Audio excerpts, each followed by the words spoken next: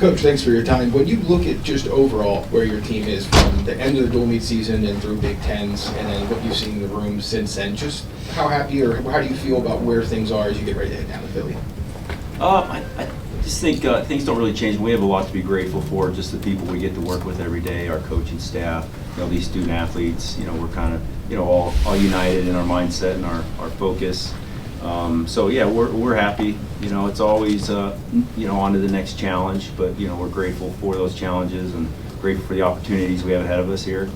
It's not every week you have the opportunity to go win an NCAA championship, so I'm guessing our guys are pretty excited for that opportunity, and the fun part is seeing what they do with it. Cael, so Luke obviously had a very good tournament out at Northwestern. Did you notice anything different about him maybe the week leading up to it? I know that was tested during the regular season. He took some lumps, but it seems like you have him, for a young wrestler, peaking at exactly the right time. Do you feel that way, or do you think something changed with him? Well, I think he's just getting more confident each time he wrestled. I think it's the same message from the beginning. Obviously, very, very good coming in here. And he's just continued with his perspective, his approach to the sport, what he was brought up with. He's just, he looks at every match as an opportunity to get better, and that's just what he's done. And as a true freshman, I feel like a broken record, but I mean, he's just going to keep getting better. And if he has the right energy, the right mindset, he's coachable, and he loves to compete, and he's obviously really good at the sport and really talented in addition to those things. So he's just a student of the game, and I think that's why you're seeing him with the right perspective and energy and attitude. That's why you see him just continue to get better as he goes on. Cael, when you guys were in Philly a few years ago, this kind of whole thing started when you guys won it all.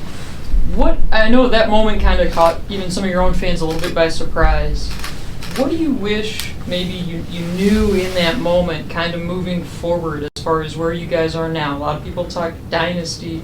What do you wish that you kind of knew then about how much it would take to sustain this? Or what have you maybe learned from that time to now? That's a good question. I mean, I wouldn't want to redo it all. It's a lot of work, and it's every day, but that's every week. I think when you want to do it right the first time, and then be at peace with the effort that you give and the attitude that you have as coaches. Obviously, I mean, we have to lead by example, and then we move on to the next thing. So I think, the last however many years have been a lot of fun. We've gotten to spend, had some great moments. A lot of great relationships. I think, I mean, like anything, you would just kind of say, hey, just have fun with it. Things are going to work out. If you're working hard and you're surrounding yourself with the right people. Every day's a battle and a grind. That's the way life is designed, but it's all going to work out, and it's all is well. I think that would, just some simple message like that. You said, what would I say to myself back in that? Yeah, just keep doing what you're doing. Things are going to work out, and a lot to be grateful for. Cael, we kind of touched on peaking, just about Luke there. Yeah. How do you feel the guys are at this point? Like, I don't know if you can pinpoint or anything at all, but where do you think the guys are at this point? Do you think they're right there at that peak, or they just, is it going to be Saturday night when they hit that peak? Well, it's really impossible to say. I mean, we, the energy and the attitude of the kids is, been as great as it ever has been in our program. I mean, obviously we have a lot of consistency, and there really haven't been many, if any, exceptions where our guys haven't been at their best. In those big moments, but again, it comes down to each individual kid and them deciding and choosing, how they're gonna go into competition, how they're gonna use the 7 minutes that they have with each match. But I think they're prepared, and we're excited for this. I think they're excited. I mean, it's we don't get too high or too low. It's every match when you're trying to be the best you can be is. It requires kind of that same effort, but there's just something obviously special about the national tournament, or I mean, I don't think there's a more fun wrestling tournament in the world than the NCAA tournament. It's just the team race and the energy, and I love folk style, so I think it's the best tournament in the world for sure. But I think our guys are ready to go, but they have to. They're the ones that get to decide for themselves and go out there and choose to compete with enthusiasm and gratitude, or not. But I think right now things look really good. Coach, Carter's going for an unprecedented 5th title. How, when you see him go through the process and leading up to this, how is he handling the expectations? How are you and the coaching staff kind of handling the pressure of this and trying to mitigate it so that it doesn't, overwhelm and look past, what is in front of Carter for this? And what does ultimately a 5th NCAA title by one Penn State wrestler mean? Yeah, we're excited for Carter. I think, Carter's one of those guys that he's given a great effort every single day. Every day he trains, every competition. So naturally, he's going to be, at his best in the big moments. He always has been. Yeah, it's an unusual situation, right? I think he's a 4-time national champion, 4 out of 4, and that's kind of the ultimate goal for kids when they're looking at NCAA wrestling. He's just blessed to have, another opportunity to, do something that we hope never is again available, right? And it's just seizing the moment. I think he has a pretty good mindset about it. I remember him last year saying, the other 4-time guys probably could have won the 4th or 5th if they had a chance or whatever. Just a healthy perspective where it's not. And you say, well, yeah, maybe, but maybe not. It's a different challenge. No one's ever been in this position like he is. But I think he's solid, and it's you just try to keep things simple, and you just kind of focus on what you can do with your hands and your feet and your brain, and just kind of let everything else kind of work out. But I think Carter's a supreme competitor. He loves to compete, and I would think too. One thing I love about the Nationals, or I think as a competitor, you're thinking about is that you can talk about winning the Nationals your whole life. You can talk about it all season long. People ask you about it. Like, you can actually do something about it right now. Like this week, you can do something about it. Like, you can go win a national title, and I think that's like really refreshing and freeing. It's not. There's no more talk or speculation or this or that. You just get to go do it, and that's that's the fun part. Andy, go ahead. Cael, going back to 2011, that's obviously the first of your 11 titles. If there was a signature moment from that tournament, it might have been semifinals, Quentin Wright, locking up that standing cradle and rolling the Iowa badger goes back and pinning him. What do you remember from that moment, of that tournament in general? Yeah, I think that was probably the moment when we thought, hey, we're winning. Like it's kind of, we got it, we won, kind of a deal. I think that was what made that special. Quentin Wright obviously does things in dramatic fashion with the way he got that fall, and I think it was Iowa's obviously. I feel like it was Cornell and Iowa maybe that year, but yeah, I just feel like that was the moment when we thought that we were winning and being pretty darn special. It's exciting. I mean, I was in college wrestling a long time before I was on a team. Championship team, and my dad was a high school wrestling coach, and so you grow up knowing and just feeling that the team is always first and foremost. Individual stuff's great, but like, we're a team. Like, we got to win as a team. That's what we really. That's the most important thing. And so, taking quite a few years to actually be a part of a team championship as coaches, it was a pretty cool thing. Go ahead. Cael, when you think about the next 5 days, like travel, weight management, nutrition, the actual wrestling, can that put a lot of pressure on a staff just to coordinate everything, take care of all the kids? Yeah, I mean, there's a lot going on.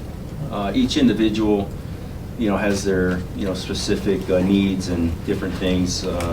But at this point, we have a pretty good idea, what each kid needs, and mostly we try to really get them to take ownership over their own careers and just communicate with us. How can we help you? We're here to help you. And that goes nutrition, training, obviously, all those different things. But yeah, I mean, we've done this. Things change every year. Our training plans change every year. The circumstances around each individual change every year. But you still have a pretty solid foundation that we follow. And I know we keep detailed records of every practice that we've ever had. that, you know, date back from day one, you know, to coaching as a staff, that we reflect on those and look at them and, you know, compare. And so we have a pretty good foundation of, you know, what we're at and what we're doing. It still comes down to the individuals just choosing to go out there and be themselves, obviously. And that's a year-long plan, and, you know, a lot of that happens during the recruiting process too, right? You're trying to pick kids that, you know, that love to compete, love the sport, you know, kind of can see the bigger picture of what's going on here. It's not all about winning and losing, right? I mean, that's in the overall scheme of things, eternity, that really doesn't mean a whole lot, but, you know, being yourself, you know, being true to what you say you want, you know, those things that really important, or that are really important, and those values, you know, I think all of those things kind of help out at this point. You know, we're not, you know, going to really reinvent anything or change anything. It's just a matter of, hey, we're ready, let's go. Coach, Braden Davis has been dealing with bumps and bruises throughout the season, and then he wrestled a Big Ten tournament, and I imagine has been taking steps in the right direction. What is his status overall? Is he, you know, as close to 100% as possible? What are your expectations for him, and what can he maybe take away from his last time in NCAAs to apply it this time to be more successful? Yeah, I think he had some valuable experience last year. You know, he lost 2 matches. One was in, if I remember correctly, it was less than 10 seconds of riding time was the difference, and that's life. You know, there's a fine line between winning and losing here and there, and then he was in to finish a takedown to be an All-American and kind of got flipped through. So, you know, it's details, little things matter, details matter. I think, you know, he was able to kind of experience that and see that. But I think as far as health, I think he's going to be even better this week than he was at the Big Ten, and I think outside of not having a lot of matches, he was feeling better and ready to go there. You know, won some good matches, lost a couple close matches, but I mean, it's a very competitive. It's like every weight, it's very competitive. I mean, it's just you just got to decide that it's your day and go score points. So, but I think as far as health, he's ready to go. Travis, go ahead. Excuse me, if you go back to the beginning of the season, what did you think would be the biggest challenges for Levi moving up to 74? And now that we're here where we're at now, how has he made it look so seamless and effortless sometime this year? Well, most of the time. Yeah, you know, Levi's he's just a beast. I mean, he's such a good kid, and even when he was making 57, he was on a very disciplined diet, certain types of foods, you know, and he followed the plan to, you know, exactly. So different plan this year. Now it's just go wrestle, keep your weight up, you know, be yourself. And but yeah, he's a good size 174 pounder. And he's just Levi Haines, you know, he goes and he competes, and he's got a great mindset, and his values and focus on the right thing. So I just think he's just doing what he does and just being himself. I mean, he's a great leader for us. I mean, does a great job. Team guy, just lifts everybody up around him. But yeah, he's just he's one of those guys that make the coach's job really easy. Cael, obviously you guys got a lot going on, you're super busy, but I'm curious how much, or if at all, you've kind of kept tabs on David and Oklahoma State and what he's been able to build kind of in this first year, and what are maybe some of the things as a first-time head coach going into this tournament that maybe you think they'll learn, or that maybe you learned to kind of navigate it? I mean, you're always learning. That's part of because things are always changing, right? Mm-hmm. Circumstances around college sports continue to change. Right, we're you're anticipating big changes in July, and everything is kind of moving. So yeah, I don't really keep tabs on other programs a whole lot. I don't. That's not something I've ever done. I just don't really enjoy doing that. We just try to focus on our guys and our program, and you know what can we do better. But yeah, I mean it's coaching and competing are two different things, and sometimes it can be just things you learn, and you know I'm not gonna help anyone learn the lessons that we learned. I mean, excuse me, you kind of learn those on your own, but but yeah, I mean, we're even at this point, you know, I mean, as you get into your career and you're getting a little older, and you know, everything continues to change, and that's just part of the fun, and that's part of the challenge of staying, you know, in a competitive state for long periods of time. Right. Coach, Penn State wrestling fans travel wherever you guys compete, and I'm sure the way you approach each individual doesn't change whether you're wrestling in Philadelphia, Tulsa, Detroit. But is there anything beneficial or exciting to you about being back in Philadelphia for this tournament, whether it's not, you know, the travel part of it or just being so close to here? Anything stand out to you in that regard? Yeah, I don't think too much about where the arena is, you know, or you know, travel's gotten a lot easier these days, so it's pretty similar. You know, we're busing over there. It's what, a 3-hour bus ride, but I mean, we can pretty much get anywhere in 3 hours now anyway. So, you know, we don't think a whole lot about the arena. It's cool that we're going back to Philly. Obviously, being in Pennsylvania, I think it means more to probably the Penn State fans to have it close. So we're excited about that. But I think our job is just to be the same wherever it's at and have the same mindset and focus and energy. You know, we're not looking at it any differently because it's, you know, in our home state here at all. Cael, kind of going back to that feeling in 2011 when you think you might have locked up that title in the semifinal round. There's been handfuls of times where you guys have wrestled well enough in earlier sessions to clinch before all the wrestling was over. So how do you guys kind of stay focused on the matches ahead when you still got Penn State guys going well? In the back of your mind, you may be thinking, well, we already won the team title. Yeah, you know, they're just two different things. I mean, winning the team title obviously is important, but you know, really these kids choose to come to Penn State because they want us to help them reach their goals. So I mean, that's really the first and foremost in our minds is just making sure our kids have what they need to be happy and successful. I mean, I know, like, as a competitor in the way I grew up, you know, the team is always number one. I think you're going to compete better as an individual when you're part of something bigger than yourself also. But yeah, our focus is on, you know, we're thinking about, you know, lighting Luke Lillidahl, how do we help him be at his best? You know, how do we help Braden Davis? And I know what their goals are individually, and that's what we want, nothing less than, you know, what their goals are for them.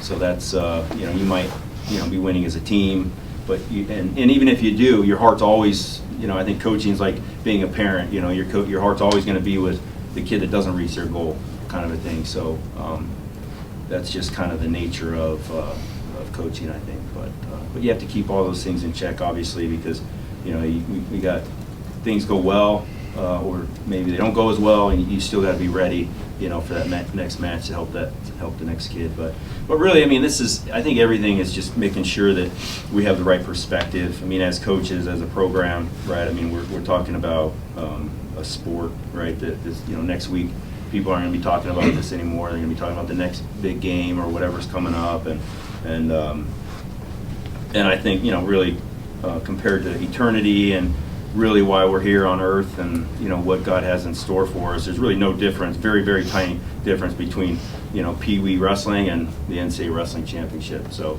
just keeping those things in mind kind of help us to stay focused on the right things. At the same time, it's important enough that we're going to do everything we possibly can within rules to be the best team we can possibly be. But just having that right perspective is the balance, and I think one of the keys for us as a program and as a staff and for the kids in our team.